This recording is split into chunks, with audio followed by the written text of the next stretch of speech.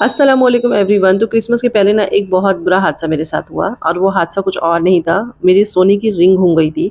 पता नहीं कैसे, एक संडे था और दोपहर में 2 ढाई बजे मैं जो है बच्चों के गंदे कपड़े हाथ से धोती हूँ और उसके बाद सारे कपड़े मशीन में डालती हूँ। अक्सर संडे के दिन या कोई भी दिन ज़्यादा कपड़े हो जाते हैं तो मैं धो लेती हूँ, बट संडे के दिन स्पेशली मैं हाथ से धोने के लिए बैठ जाती हूँ, थोड़ा टाइम ज़्यादा मिल जाता है मुझे।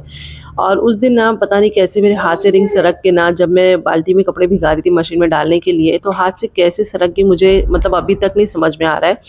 और मेरे दिमाग में बार-बार ये बात घूम रही है कि अगर रिंग घूमी है तो वो वॉशिंग मशीन में जो जाली रहती है जिसमें सारे कचरे और सारे चीज़ें जो है कलेक्ट होती है, तो उसमें ही रिंग होनी चाहिए थी। और वो रिंग की आज की वैल्यू मैं आपको बता दूँ 22 से 25 हज़ार के अंदर की रिंग थी, जो कि डेली में मैं पहनती थी। लेकिन मेरा दिल बिल्कुल नहीं माना और वहाँ से मैंने जाली भी थी और जाली मैंने हटा दी थी क्योंकि पानी बहुत ज़्यादा तादाद में था। तो मैं अम्मी के घर आई तो अम्मी को मैं बता रही हूँ कि अम्मी ऐसे-ऐसे हो गया है। तो अम्मी बोली कैसे ऐसे चली गई? बोली मुझे समझ नहीं आ रहा। शादी के बाद से मेरे साथ आज तक कभी ऐसा हादसा नहीं हुआ कि कोई सोने की एक नाक की किल तक नहीं घूमी है और ये पता नहीं कैसे घूम गई, मुझे अभी भी समझ में नहीं आ रहा है। 2 चीज़ मेरे साथ हो चुकी है शादी के बाद। एक तो इफ़रा की दादी की पायल मेरे हाथों से घूम गई थी, मतलब उसको मैंने साफ़ कराने के लिए अपने रूम के शेल्फ पे रखी थी। रूम की शेल्फ से कहाँ से अचानक चली गई मुझे समझ नहीं आ रहा है। उस दिन तो मतलब ऐसा था कि मैं रखी हूँ कि कुर्ला जब भी जाऊँगी, मतलब कलंबोली से कुर्ला जब भी जाऊँगी तो वो पायल मैं साफ़ कराऊँगी। लेकिन वो पायल कहाँ खो गई अभी तक समझ नहीं आ रहा है। खैर डस्टिंग वाला वगैरह लोग आते हैं डस्टिंग करने के लिए, बाई वगैरह चेंज होती है, तो मुझे उस पे ही डाउट था कि शायद किसी ने हाथ मार लिया होगा। और उसके बाद आज 6 साल के बाद मेरे हाथ से रिंग गायब हो गई और ऐसे चली गई, मुझे विश्वास ही नहीं हो रहा है कि मेरे हाथ से रिंग ऐसे चली गई।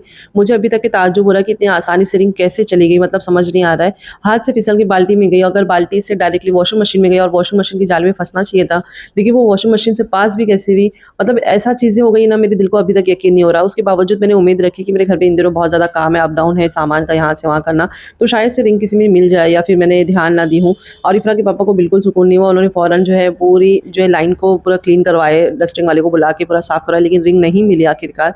और ऐसे चली गई ना, मुझे समझ ही नहीं आ रहा, मतलब मेरे को अभी तक विश्वास ही नहीं हो रहा है, मैं इस सदमे को कैसे बर्दाश्त करूँ समझ नहीं आ रहा है। मतलब कभी आज तक मेरे साथ सोना चांदी नहीं घूमी, लेकिन ऐसा हो गया शादी के बाद खैर इफ़रा की दादी की पायल घूमी, तो वो चांदी की थी और वो पायल कोई और नहीं थी। मतलब कि वो जब हम शादी करके आते हैं, हमारी बस्ती में एक रिवायत है कि दुल्हन जो है सबके लिए कुछ ना कुछ गिफ्ट लाती है, जैसे देवर ननंद और सास ससुर सबके लिए कुछ ना कुछ लाती है, तो बस मैंने उनके लिए पायल लेके आई थी।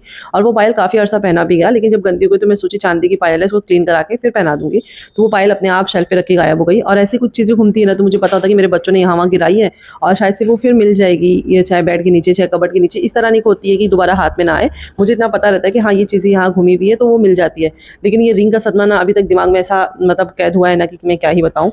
तो इफ़रा के पापा कहने लगे जाने दो, वो कोई बला होगी, टल जाएगी। मैं बोली इतनी बुरी बला कि वो 20 से 25 हज़ार के दरमियान का पैसा मेरा मतलब उसकी इतनी कीमत, इतनी बड़ी बला क्या ही होगी। ख़ैर आप लोग भी अगर वॉशरूम वगैरह में काम करेंगे तो ध्यान देना, जिनके छोटे बच्चे रहते हैं ना उनके साथ यही हाल रहता है। मैं दुआ इफ़रा के साथ जब काम करती हूँ तो मेरे साथ ऐसे ही होता है, बहुत ज़्यादा